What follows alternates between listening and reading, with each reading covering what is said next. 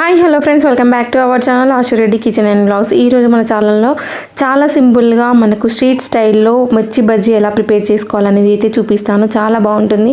Taste అయితే process అయితే చూపిస్తాను, చూసేయండి. ఫస్ట్ అయితే 1 కప్పు వరకు శనగపిండి తీసుకున్నాను. అందులో టేస్ట్కి తగినంత సాల్ట్, అలాగే కొంచెం వంట సోడా, అలాగే కొంచెం వామ్ యాడ్ చేసుకోండి. ఇదంతా కూడా క్రష్ చేసి వామ్ అయితే యాడ్ చేసుకోండి. ఇలా వామ్ యాడ్ చేసుకున్న తర్వాత ఒక చిటికెడు వంట సోడా వేసుకోండి. అంతే, ఎక్కువ వేయకూడదు. ఆయిల్ బాగా పీల్చేస్తుంది. ఎక్కువ వేస్తే కొంచెం వేసుకోండి, సరిపోతుంది. ఇంకా అలా వేసుకొని ఇవన్నీ కూడా కలిసే విధంగా కలుపుకొని కొంచెం కొంచెం వాటర్ యాడ్ చేస్తూ బజ్జీల పిండి లాగానైతే కలుపుకోవాలన్నమాట. చాలా బాగుంటుంది. చాలా క్రిస్పీగా వస్తాయి అన్నమాట. మనకు బయట స్ట్రీట్లో ఎలా దొరుకుతాయో సేమ్ అదే విధంగా ఉంటాయి. చూసారా, ఇలా కొంచెం కొంచెం వాటర్ యాడ్ చేస్తూ మొత్తం పిండి కూడా కలిసే విధంగా కలుపుకోవాలి. ఒకేసారి యాడ్ చేయకూడదు. కొంచెం కొంచెం వాటర్ యాడ్ చేస్తూ మనకు బజ్జీ పిండి ఎలా ఉంటుందో అలా అయితే పిండి కలుపుకోవాలి. చూసారా, ఇలా అంతా కలిసే విధంగా కలుపుకోవాలి. ఫస్టే మనం ఇంట్లో ఉన్న మిర్చీలే మధ్యలకు ఘాట్లు పెట్టుకొని అందులో నుంచి గింజలన్నీ కూడా తీసేసి మనం అందులో సాల్ట్ వేసి పక్కన పెట్టుకోవాలన్నమాట.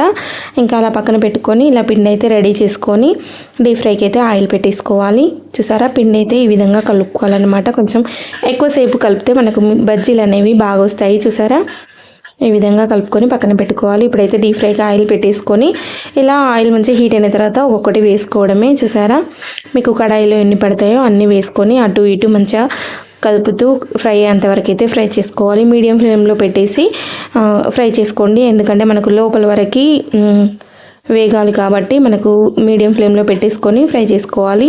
ఈ మిరపకాయలన్నీ కూడా మంచిగా ఫ్రై అవ్వాలన్నమాట. అలా ఫ్రై అయ్యేంతవరకు ఫ్రై చేసుకుంటే మనకు కారం అనేది లేకుండా ఉంటుంది బజ్జీ అనేది. చూసారా, ఇలా అటు ఇటు కదుపుతూ మంచి కలర్ వచ్చేంతవరకు అయితే ఫ్రై చేసుకోండి. చాలా బాగుంటుంది. మనకు బయట కొనాల్సిన పని లేదన్నమాట ఇలా చేసుకుంటే.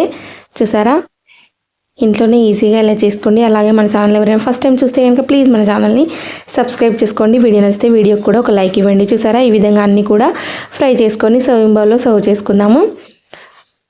చూసారా, సర్వింగ్ బౌల్లో ఇలా సర్వ్ చేసుకొని వేయించిన పల్లీలు, అలాగే పచ్చి ఆనియన్స్, కొత్తిమీర, చాట్ మసాలా, అలాగే కొంచెం పైనుండి లెమన్ పిండుకొని తింటే సూపర్గా ఉంటుంది.